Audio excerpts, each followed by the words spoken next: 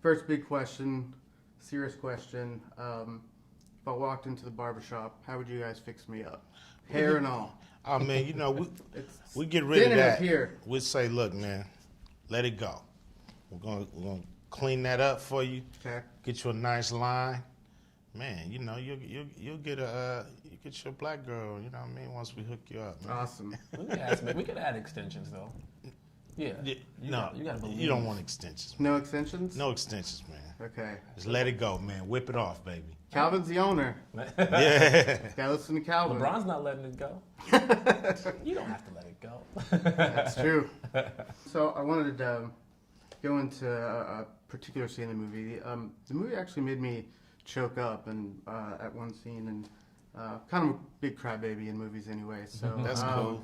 So is Lamorne. On set, I'm a crybaby. we cry together.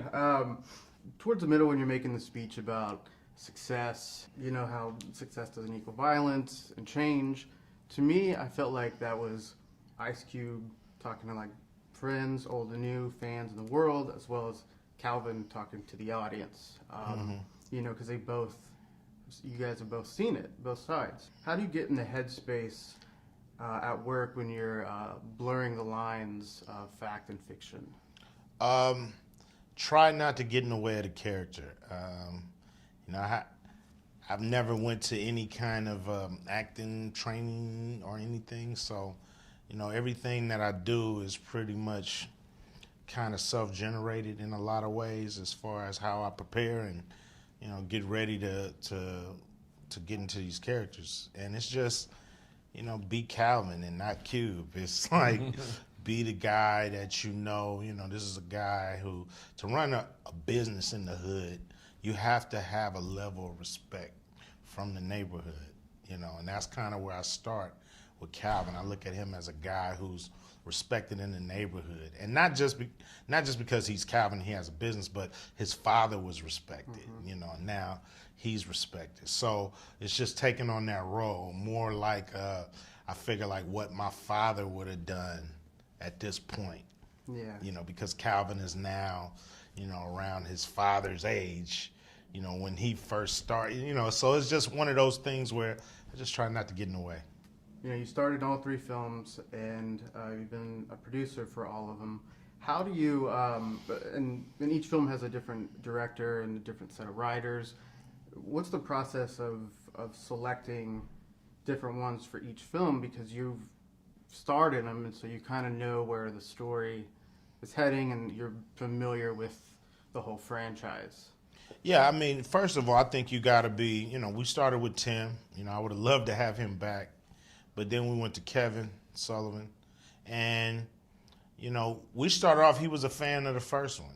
He was a big fan of how we put that one together. And I think that's where your director needs to start as, he has to be in love with the series on his own way. And then from there, you start to build a story around it.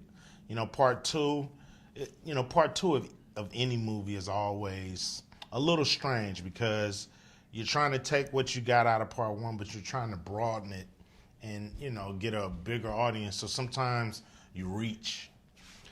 By the time you come back to 3, you realize you get nothing from reaching. You only get something from being true to what you are.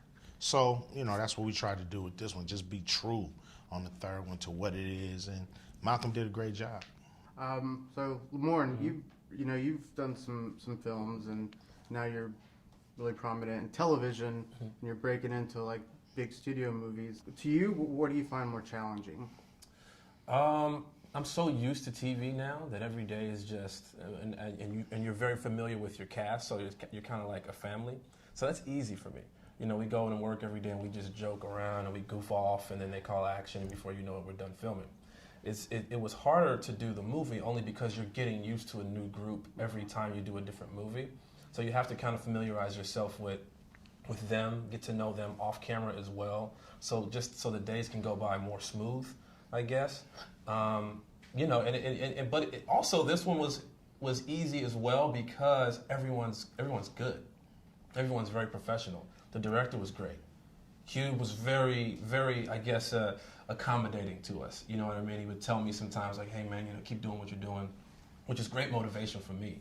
And then he would call me on the phone and ask for my advice about how he should prepare his character. And I would, because as a trained actor, I would let him know, these things to better himself. Yeah. Amazing. All right, well, I got time for one last question. You've been very successful with franchises. Congrats, by the way. Thank you. So I'm curious, are we going to get another Friday? I hope so.